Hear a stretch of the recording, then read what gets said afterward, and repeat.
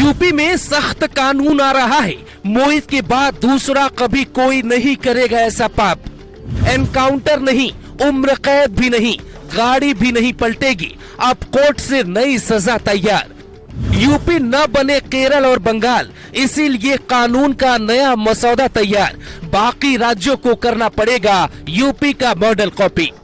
एक तरफ कोलकाता केस के आरोपी के लिए सबसे सख्त सजा की मांग हो रही है, तो दूसरी तरफ योगी सरकार सख्त कानून लाने की तैयारी में है, जिसके बाद एनकाउंटर, उम्र कैद और गाड़ी पलटने की बात भी पुरानी हो जाएगी। और जो लोग आरोपियों को बचाने की कोशिश करते हैं उनका भी तगड़ा इंतजाम हो जाएगा, क्योंकि कुछ लोग आज भी बोहित खान और नवाब सिंह यादव जैसे आरोपियों के लिए जमानत की मांग करते हैं। एक वकील ने बाकायदा याचिका दाखिल कर कहा है, जज साहब बोहित को जेल में नहीं बल्कि बाहर होना चाहिए। इसे सुन के जज साहब भी हैरान हो गए और सुनवाई की तारीख 22 अगस्त तक तय कर दी। अब 96 घंटे के भीतर यूपी पुलिस को तमाम वो सबूत जुटाने हैं जिससे बोहित को जमानत न मिल सके। सूत्र कहते हैं कि यूपी पुलिस इस केस को मिसाल के तौर पे पेश करना चाहती है। हर आरोपी को सबसे सख्त सजा मिले, इसकी प्लानिंग बन रही है। यूपी पुलिस की सबसे बड़ी चिंता उसकी पॉलिसी ही बन गई है। बुलडोजर और एनकाउंटर के बाद भी अपराधियों में वो खौफ नहीं दिखाई दे रहा है। अब इससे भी बड़ी सजा देने का खाका तैयार किया जा रहा है। हालांकि मानवाधिकार संगठन के लोग इसके आड़े आ सकते हैं। देश भर में जितनी घटनाएं बढ़ी हैं, उससे हर बार सरकार बेहद गुस्से में है। कोलकाता से लेकर उत्तराखंड और यूपी तक की घटनाएं हिला देने वाली है। यही वजह है कि पहले लाल किले से प्रधानमंत्री नरेंद्र मोदी ऐसे लोगों को कड़ी सजा देने की बात करते हैं और उसके 3 दिन बाद योगी आदित्यनाथ ऐसे लोगों को जल्लाद की संज्ञा दे देते हैं।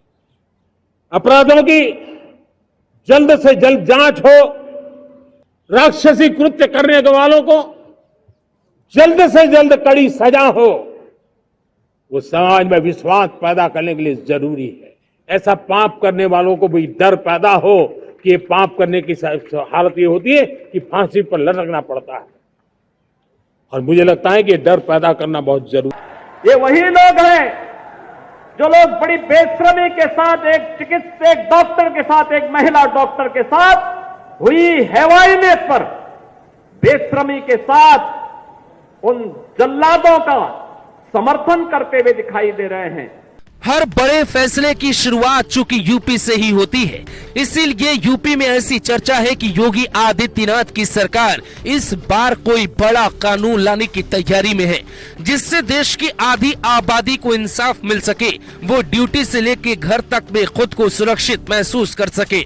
पर हमारे समाज की दिक्कत ये है कि ऐसी घटनाओं के बाद हम कैंडल मार्च तो निकालते हैं, कुछ दिनों तक सोशल मीडिया पर गुस्सा दिखाते हैं, लेकिन उसके बाद सब भूल जाते हैं। पीड़िता का परिवार इंसाफ की लड़ाई लड़ते लड़ते अकेला पड़ जाता है। जब आरोपी रसूखदार हो तो वो कुछ महीनों के बाद जमानत पे बाहर भी आ जाता है और परिवार इस डर के साये में ही जी रहा होता है कि अब उनका क्या होगा। ये जो मानवाधिकार है, इसे हर हाल में बदलना होगा। कानून की कड़ियां कितनी मजबूत होंगी, ये समाज की सोच से भी तय होती है, वरना इतनी बड़ी घटना के बाद कुछ लोग आरोपियों को बचाने की कोशिश नहीं करते, आरोपियों के डीएनए टेस्ट और लड़की की नार्को टेस्ट की मांग नहीं करते। ऐसे में सवाल ये भी है कि क्या सरकार जब कानून बनाएगी तो जैसे देशद्रोहियों से नाता रखने वालों पर भी एक्शन होता है, ठीक वैसे ही ऐसे आरोपियों का पक्ष लेने वालों पर भी एक्शन होगा। आपकी राय में समाज के इन दुश्मनों के लिए कौन सी सजा तय होनी चाहिए जिसके बाद कोई हिमाकत न कर पाए? कमेंट करके जरूर बताइए, क्योंकि सवाल देश की आधी आबादी की सुरक्षा का है। ये ठीक वैसा ही है जैसे जंगल का भेड़िया शहर में घूमे और एक की मौत के बाद पूरा परिवार ये सोचता रहे कि पता नहीं अगली बारी किसकी होगी। इसीलिए आवाज उठाइए, कानून की मांग कीजिए, उसे लागू करवाइए और सबकी सुरक्षा तय करिए, क्योंकि आप दूसरे का केस देख के उसके समर्थन या विरोध में खड़े हो सकते हैं, लेकिन इस बात को निश्चिंत नहीं कह सकते कि ऐसी घटना आपके साथ या आपके परिवार में नहीं घट सकती।